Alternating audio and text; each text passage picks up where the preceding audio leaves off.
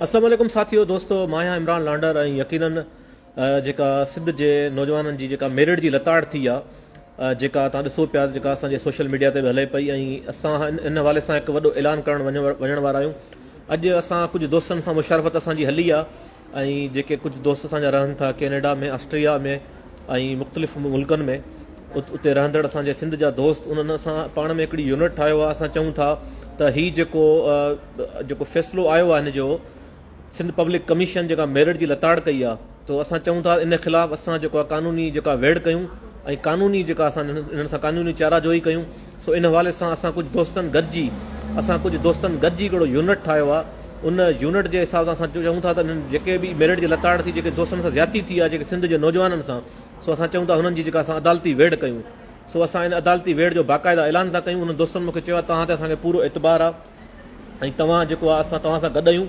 तव्हां वालदेन खे जेको आहे उन में पंहिंजो पाण सां गॾु वठो ऐं वालदेन खे चओ त अचनि, पंहिंजा जेके बि डॉक्यूमेंट्स आहिनि, जेके बि डॉक्यूमेंट्स में नौजवान जेके हिननि सिंध पब्लिक कमीशन जेको आहे, सिंध पब्लिक दलाल कमीशन जिन खे जेको आहे फेल कयो आहे, ऐं जेको साइड करे जेको हिननि जेके सियासी माण्हुनि जा जेके वाठा रखिया आहिनि, चमचा रखिया आहिनि, ऐं जीअं तव्हां ॾिठो त हिकिड़े ई नवाबशाह जे हिकिड़े ई ख़ानदान जा तव्हां ॾिसो त तव्हांखे पाण ॾिसण में अचे पियो त हिकिड़े ई ख़ानदान जा नवाबशाह जा हिननि जेको आहे 6 माण्हू रखिया आहिनि। उनखां पोइ ॼाम ख़ान शोरो जेको अॻूणो बल्दिया जो वज़ीर बि रहियो आहे, उनखां पोइ मुख़्तलिफ़ जेको MP बि रहियो आहे, वज़ीर बि रहियो आहे। उहो जेको उनजो ज़ाती मालशी शौकत समो, उहो बि जेको आहे हिन में सिंध पब्लिक कमीशन में पास करे जेको आहे म्यूनिसिपल ऑफिसर थी वियो आहे। सो इन हवाले सां दोस्तो अॼु असां इहो ऐलान कयूं था त असां वालदेन खे हुन प्लेटफॉर्म तां चवां थो त असां कैनेडा ऐं ऑस्ट्रेलिया, उनखां पोइ यूरोप में रहंदड़ कुझु सिंधी दोस्त ऐं ॿिया बि असां पाण में गॾिजी हिकिड़ो असां यूनिट ठाहियो आहे। असां चयो आहे त भई हिन में असां कानूनी जेका वेड़ कंदासीं, जिथे जिथे सिंध जे नौजवाननि खे नज़रअंदाज़ करे मेरिट जी लताड़ करे सिंध पब्लिक कमीशन, सिंध दलाल कमीशन, इहे जेको मेरिट जी लताड़ करे जेके ही सियासी भोतारनि जा जेके माण्हू वाठा हिन में जेके भर्ती कया आहिनि बग़ैर कंहिं टेस्ट जे, बिना कंहिं शर्तुनि जे, जेको उन्हनि करप्शन कई आहे, उन ख़िलाफ़ु असां जेको कानूनी वेड़ जो ऐलान कयूं था।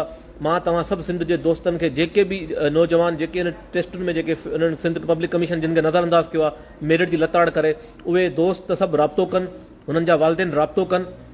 असां तव्हांखे जेको यकीन था ॾियारियूं, असां इन केस खे जेको आहे आलमी अदालत ताईं जेको आहे हिन में खणी ईंदासीं। उनखां पोइ असां सुप्रीम कोर्ट ताईं बि हिन खे चैलेंज कंदासीं, सिंध हाई कोर्ट में बि चैलेंज कंदासीं। असां इहो ई थींदो आहे, हमेशह सोशल मीडिया ते मातम थींदो आहे, रुगो पोस्टूं लॻी वेंदियूं आहिनि, बाबा उहो सिस्टम, उहो माहौल, सॼियूं शयूं ख़तमु थी वेंदियूं आहिनि। पर अॼु असां चऊं था का हक़ीक़ी को कमु कयूं, हक़ीक़ी कमु करे ॾेखारियूं। त राति मूंसां काफ़ी दोस्तनि, सिंध जे दोस्तनि राब्तो कयो।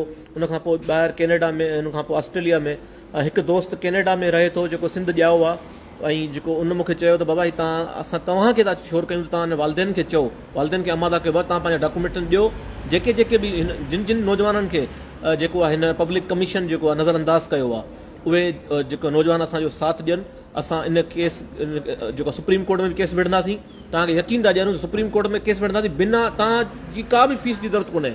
असां था फीस कयूं, असां पाण में डोनेशन गॾु करण लाइ तयारु आहियूं। असां दोस्तनि पाण में यूनिट ठाहियो आहे त बाबा पाण डोनेशन कंदासीं, त असांखे इन केस खे जेको आहे सुप्रीम कोर्ट ताईं विढ़णो आहे ऐं विढ़ंदासीं। छो त सिंध पब्लिक कमीशन तव्हां ॾिठो एॾी ज़ुल्म ऐं ज़्यादती कई आहे त हिननि पंहिंजे सिंध पब्लिक कमीशन खे पंहिंजे घर जी जागीर सम्झो आहे, जागीर सम्झी हिननि एॾी करप्शन कई आहे, जेके सिंध जा नौजवान उन्हनि खे नज़रअंदाज़ करे, उन्हनि खे साइड ते करे, जेके इन्हनि सियासी माण्हुनि जा माण्हू आंदा आहिनि, हेतिरो वॾो जेको ज़ुल्म थियो आहे सिंध जे माण्हुनि सां।